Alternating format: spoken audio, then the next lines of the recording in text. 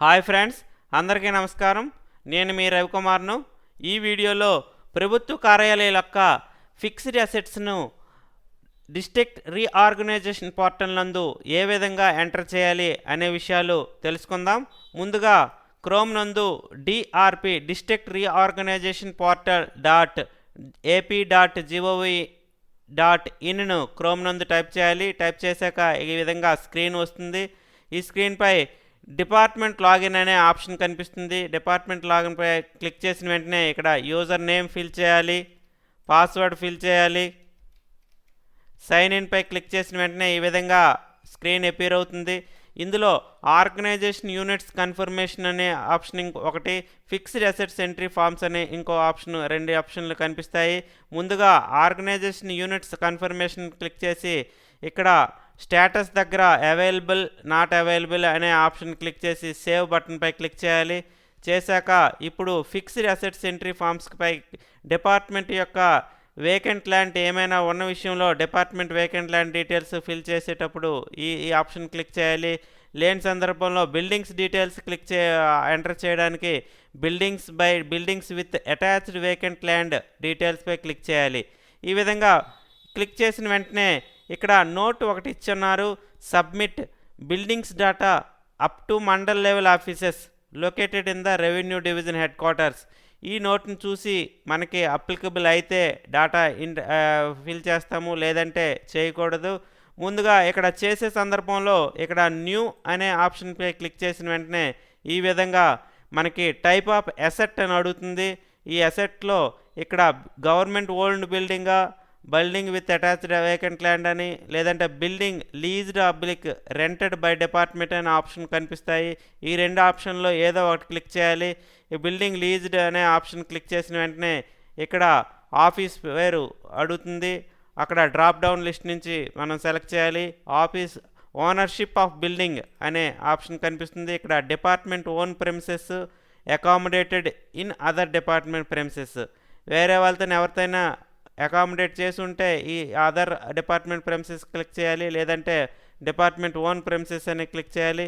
ఇక్కడ building owner private organisation, private individuals, others, government department, ఇక్కడ మనకి ఏది అప్లికబుల్ అయితే అది క్లిక్ చేయాలి. ఇక్కడ పర్పస్, ఆ బిల్డింగ్ మనం ఎందుకు ఉపయోగిస్తున్నాము అనేది పర్పస్ ఇక్కడ చేయాలి. ఆఫీసా, రెసిడెన్షియల్ పర్పసా, ట్రైనింగ్ పర్పసా, గెస్టా, అదర్స్ అనేది ఇక్కడ ఆఫీస్ పర్పస్ ఉపయోగిస్తే ఆఫీస్ అని క్లిక్ చేయాలి. ఆ ఆఫీస్ లెవెల్ రీజనల్ ఆఫీస్ అయితే రీజనల్, డిస్ట్రిక్ట్ లెవెలా, డివిజన్ లెవెలా, సబ్ డివిజనా, మండల్ లెవెలా అని చూసి అది అప్లికబుల్ అయ్యేది ఏదైతే అది మనకి సెలెక్ట్ చేయాలి. ఇక్కడ total extent of land, total site area అని అడుగున్నారు. వేకెంట్ ల్యాండ్ ఏమైనా ఉంటే వేకెంట్ ల్యాండ్ విషయంలో ఇది ఫిల్ చేస్తారు. లేకపోతే వేకెంట్ ల్యాండ్ ఆ బిల్డింగ్కి, లేదంటే ఆ డిపార్ట్మెంట్కి, ఆ కార్యాలయానికి వేకెంట్ ల్యాండ్ లేకపోతే ఇది ఫిల్ చేయాల్సిన లేదు. ఇక్కడ location of building leased oblique rented by department అని ఆప్షన్ ఇచ్చున్నారు. ఇక్కడ సర్వే నెంబర్ ఫిల్ చేయాలి. తర్వాత ఇక్కడ డివిజన్ ఆటోమేటిక్గా మన లాగిన్లో వస్తుంది. ఇక్కడ మండల్, ఏ మండలం అయితే ఆ మండల్ సెలెక్ట్ చేయాలి. అక్కడ వార్డ్ సెలెక్ట్ చేయాలి. పార్లమెంటరీ కాన్స్టిట్యూన్సీ సెలెక్ట్ చేయాలి.